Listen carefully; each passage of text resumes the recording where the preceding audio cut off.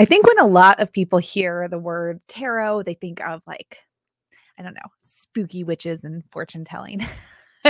And you know what? I am actually down for the spooky witches, but that is not what I think of when I think of tarot. When I think of tarot, I think of a tool that is it's a beautiful portal to really exploring yourself, your thoughts, your life story. If you think of your life as this tapestry that you are actively creating and not something that's just happening to you, tarot is beautiful for that exploration. And today we're talking about the suit of swords. We know that you were born magical. We know that you are intuitive, and we know that you are brimming with everyday enchantment. Here at the Sisters Enchanted, we believe in intention, we believe in intuition, and we believe in everyday magic. Welcome in to the Expedition to Soul podcast. Welcome to today's episode of Expedition to Soul. I'm Sarah, founder of the Sisters Enchanted. And y'all, we are pulling out of the archives this week 4 of our popular tarot episodes about the 4 suits, major arcana suits of tarot. Now, one thing I want to tell you, I want to apologize. This episode's about 2 years old and the audio in it is not super great. I actually was like, oh no, but the episode information is amazing. And so we're going to go ahead and give it back to you so you can hear it. And the thing I really want you to consider here is with the suit of swords in particular is how our perception of a situation informs the story we tell about it. Right? So your perception of a situation informs the story that you tell about it. And that's what the suit of swords reminds us of.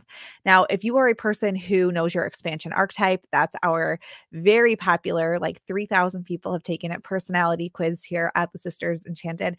And if you are a wanderer, which I am, the suit of swords can tell you a lot about where you go to sabotage and how the perception of the situation around you can lead you to doing more and sabotaging. But everybody has all these archetypes within them. So whatever yours is, or anything at all, this story is still going to be relevant to you, the story of swords.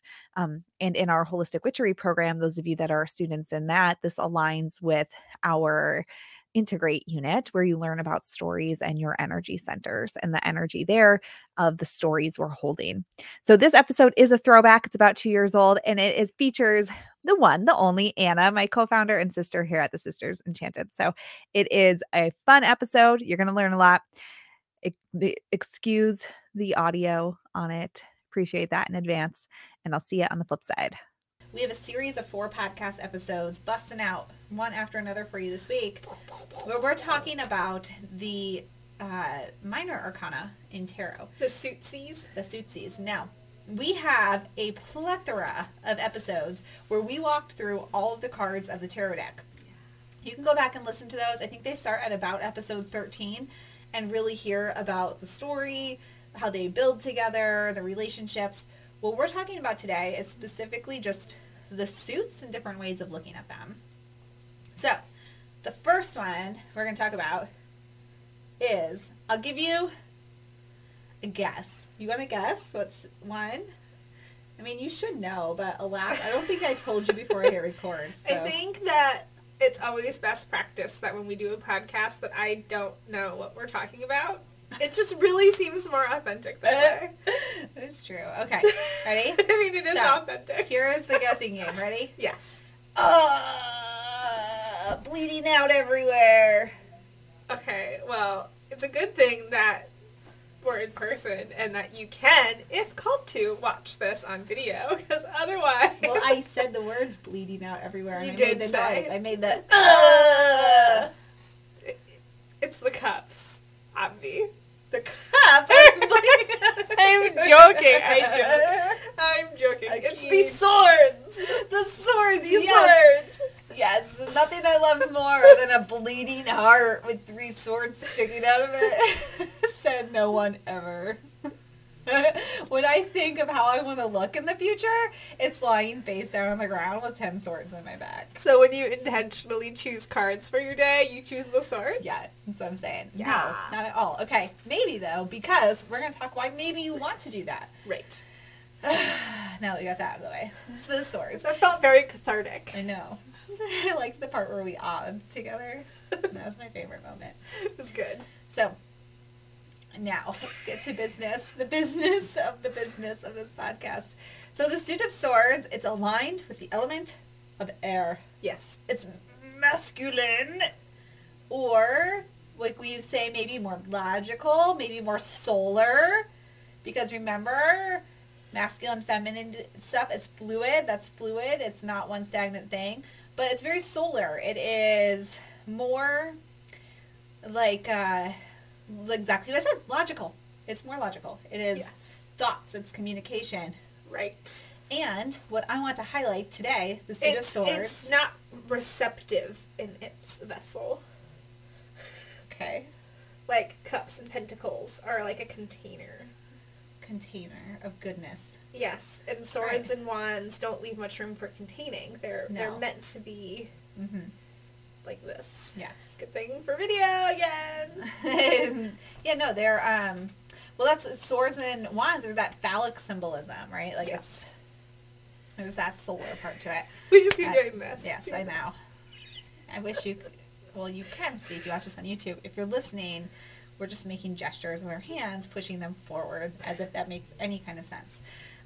Okay, and what I want to say about the suit of swords also, though, is perception. So it's communication, it's logic, it's thought, and your perception. Yes. Which is why one might actually want to intentionally work with cards like the Ten of Swords, like the Three of Swords, because you can pull that and ask yourself, what is my perception of what's happening to me right now? If I feel like I am being, so Three of Swords, we've got our stab through the heart.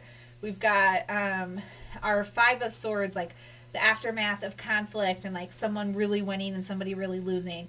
We've got the Nine of Swords, the nightmare. We've got Ten of Swords, that stabbing in the back, like, you know, dun dun dun card. And really it's what is your perception of what's happening? Right. How is your self-communication? What are your thoughts that are leading to the circumstances that you're in? Right. Because that's something really important to remember with the swords, is that they are air, and air are thoughts. It's also communication, but I think that when people are pulling tarot cards and they get swords cards, they often feel confronted and then defensive because they're like, what is somebody doing to me? What is somebody saying to me? And they forget that the swords are also our thought and our internal dialogue, and that oftentimes a lot of the swords things are as a result of us perseverating on something. Yes. Perseverating. Going down thought spirals. Yes. So one of the talking about the suits, right, and what the different suits, what they bring to the table, as we've been talking about for a few months now in our tarot program and in one of our free classes, a lot about intentional tarot. So really using the tarot as a guidance tool, a personal growth and development tool, rather than more of like a reliant tool. Yeah, like validation, what should I do tomorrow, what decision should I make kind of tool. We're looking at it as a self-coaching, a self-improvement, and how to use that with others as well. So when you're looking at the Suit of Swords, really understanding that story that's being told there, when you get the Five of Swords and it's like, oh, well, you know, maybe you'll win or maybe you'll lose the conflict, there's going to be a conflict or an argument, something like that. It's always, what is your perception of the situation? Because, you know, we could be in an argument about something, and if I'm sitting here thinking and perceiving that I'm being attacked, everything you say, no matter what no matter how you're communicating it to me and what you think, my perception is I'm being attacked.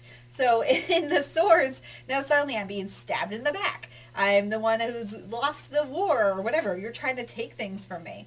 And it's really our understanding of communication, how we are using logic to see what is true and what's not true, and also our perception of a situation, what we're perseverating on, what we're going into a thought spiral on. Right. And that's what the Suit of Swords is about and how we can work with it. Right. A lot of times, especially in the Suit of Swords, and you're talking about the Five of Swords as an example, but that when you are shown that imagery, especially if you have the traditional imagery of, like the man kind of in the forefront with his swords and then like the kind of defeated couple of people in the back. Yeah. That especially when it's swords, because they can be so confronting.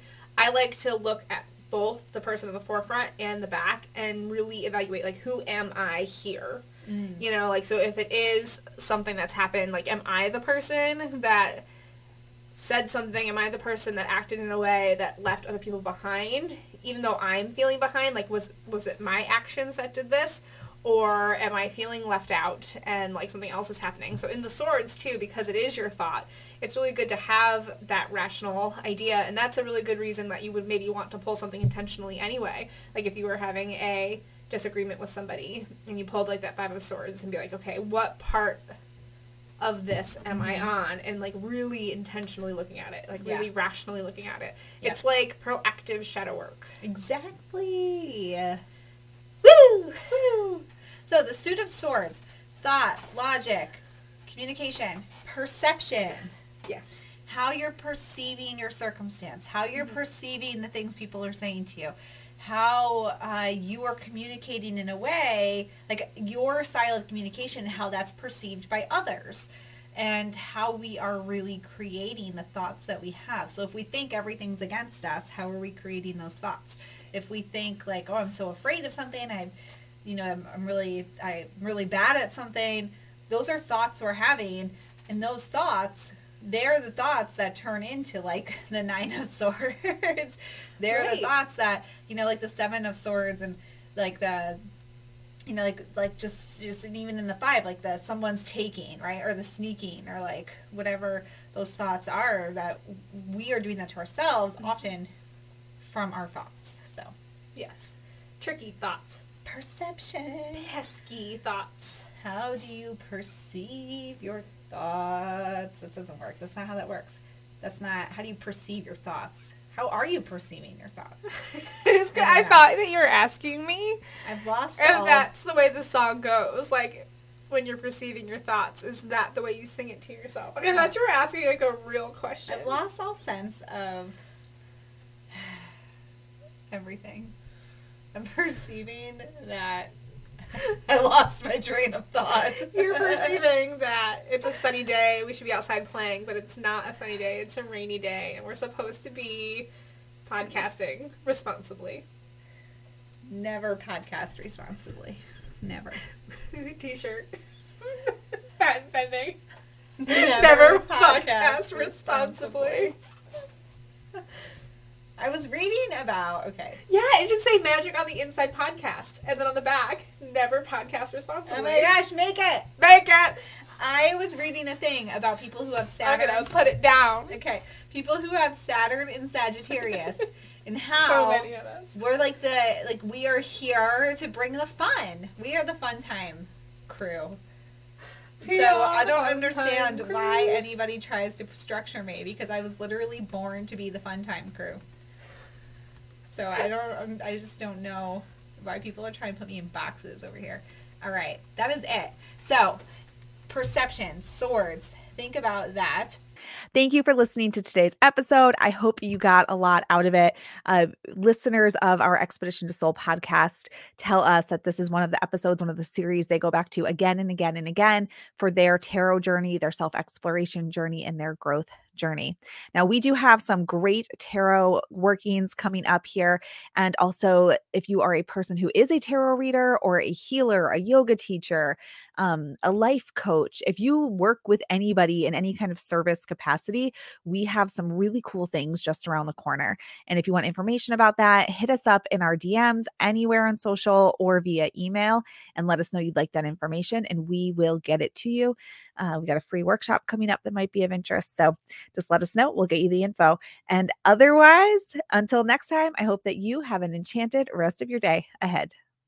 If you liked this episode of the Expedition to Soul podcast, please rate, review, subscribe.